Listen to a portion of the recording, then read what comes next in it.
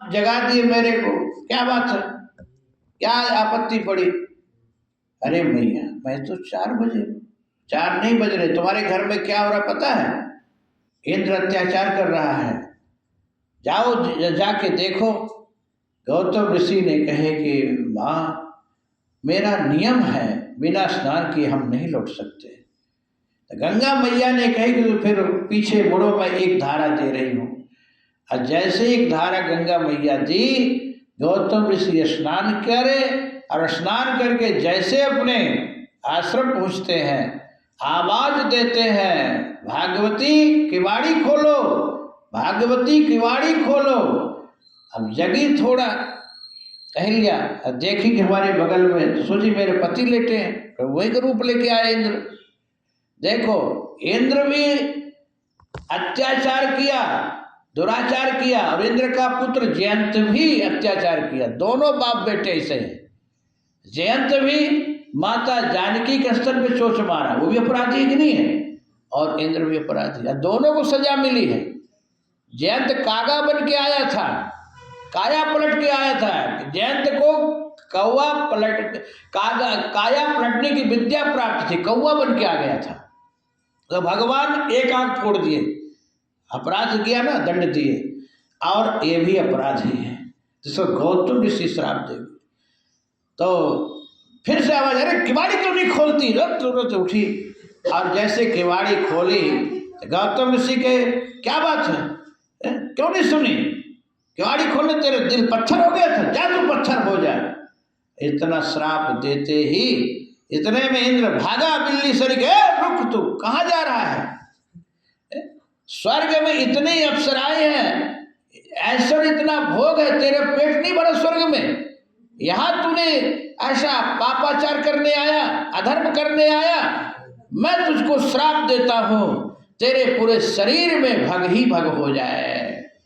भग मतलब योनि का पूरे शरीर में इसके पूरे हो गए। महाराज चंद्रमा को श्राप दिए, तूने अधर्म का साथ दिया है, तेरे मुख में कालिमा पूछ जाएगी, कायर कहीं का, या तेरा मुख श्यामला हो जाए। और उतने में इनकी बेटी निकली अंजना। अंजना को गौतम ऋषि ने कहे, बेटी तेरी माँ नहीं समझ पाई, आपने पातिव्रत को नहीं बचा पाई, तो तू अपने पातिव्रत कैसे बचाएगी? तुझको साथ देना चाहिए ना, या तू भी अपने पातिव्रत को नहीं बचा पाएगी। ऐसा श्राप दे दिए गौतम ऋषि। अब तो अहिल्या चरणों में गिर पड़ी अपने पति के, कि मैं पत्थर तो हो जाऊंगी, कब तक पत्थर बने रहूंगी, हमारा उद्धार कैसे होगा? तो गौतम ऋषि ने कहे, जब भगवान राम जनकपुर की यात्रा करेंगे बाबा विश्वामित्र के साथ में, तो प्रभु श्री राम का चरण धूल जब तेरे को प्राप्त होगी, चरण रज, उससे तेरा उद्धार हो जाएगा। अंजना को कहे, बेटी मैं तुझको श्राप दे बैठा, अपने आप को संभाल नहीं पाया, तो तेरे पातिव्रत को कोई साधारण पुरुष भंग नहीं करेगा, कोई देवता ही होगा। तो वही अंजना पर्वत दक्षिण भारत में तपस्या कर रही थी। तो एक दिन ऐसा अंजनी को हुआ कि वायु के झकोरा से कि मेरा वस्त्र कोई झकझोर रहा है, ऐसा कोई आलिंगन कर रहा है, ऐसा महसूस करने लगी। तो एकदम खड़ी होके कि कौन है ऐसा मेरे पातिव्रत को भंग करना चाहता है, सामने आ। तो उसी समय वायुदेव हाथ जोड़ के सामने आए, और वायुदेव कहे, माँ मेरे अंश से तुम्हारे पुत्र होगा, मेरे अंश से तुम्हारे पुत्र होगा। तो पुत्र अभिलाषणी के कारण अंजना कुछ नहीं बोली, और वही समय आने पर पवन पुत्र हनुमान हुए।